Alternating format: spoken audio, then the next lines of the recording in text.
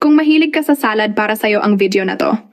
Una ay babalatan lang natin itong mangga, tapos hiwain natin ng pa-cubes.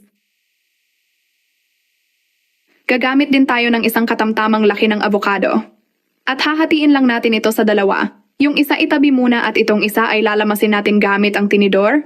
Maglagay lang ako ng isang kutsara ng mayonnaise, ground pepper, salt, sugar, at lemon juice. Maglagay lang din ako ng olive oil, haluin lang natin ito ng mabuti at itabi muna ito. At sa isang plato ilagay itong lettuce. Lagyan natin ng avocado dressing. Isunod ilagay ang nahiwang mangga at itong kalahati ng avocado kanina. Maglagay din tayo ng nilagang itlog at lagyan natin ulit ng avocado dressing. At last natin ilagay itong sesame seeds at itong cheese. At ito na ang ating masarap na avocado and mango salad. Kung hindi nyo pa ito nasubukan gawin ay nako, try nyo na rin dahil napakasarap nito. At maraming salamat po sa panunood.